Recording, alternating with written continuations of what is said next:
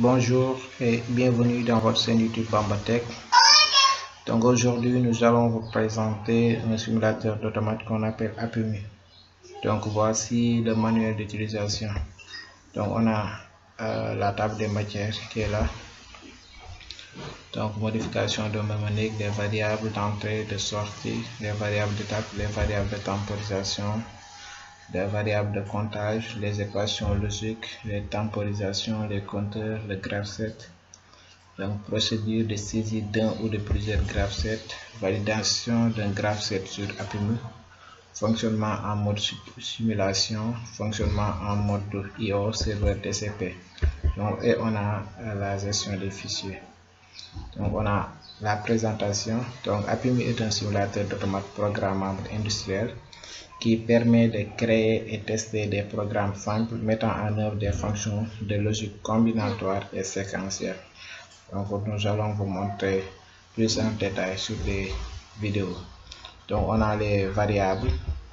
Donc les variables d'entrée, de sortie ou d'étape sont identifiées par un couple adresse mnémonique. Les variables de temporisation et de comptage ne sont identifiées que par un mnémonique T0 à T7 pour les temporisations et CT0 à CT7 pour les compteurs. Donc on a modification de mnémonique. Les mnémoniques proposées par défaut peuvent être modifiées à partir de la fenêtre principale à condition que l'automate soit en stock. Donc tant que l'automate ne soit pas en stock, en mode stock par exemple, on ne peut pas modifier de mnémonique. Donc les caractéristiques des mnémoniques, on a les variables d'entrée qui sont de I0 à I7 et les variables de sortie qui sont de Q0 à Q7. On a les variables d'étape aussi qui sont de X0 à X étape.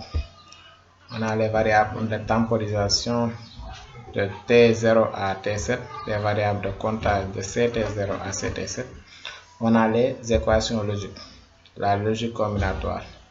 Donc, ce sont tout l'étude du simulateur automate se base sur les fonctions combinatoires, la logique combinatoire. Donc, on a les temporisations. Par exemple, ici, on a un tempo travail, donc T1. On a le numéro du tempo, numéro de la temporisation travail. Donc on a de 0 à 7. Donc on a ici T3. L'équation d'entrée I6. On a la durée, la temporisation 10 secondes. Et T3, la variable de sortie imposée.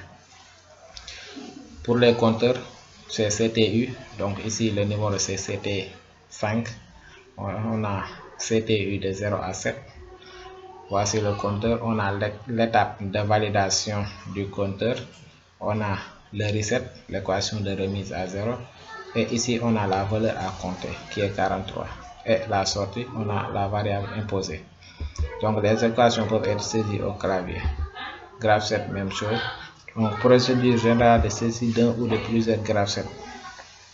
Procédure générale de saisie d'un ou de plusieurs graph-sets. Donc voici donc en détail. Maintenant, nous allons vous montrer comment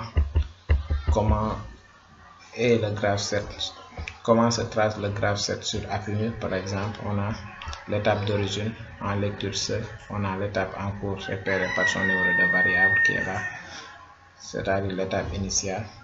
On a le bouton de sélection des autres étapes, donc ça c'est les réceptivités. Donc le graph-set sur APMU est différent des autres graph-sets.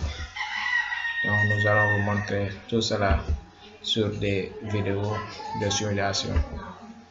En grosso modo, c'est ça la présentation du manuel d'utilisation d'APMU. À très bientôt. Je vous remercie.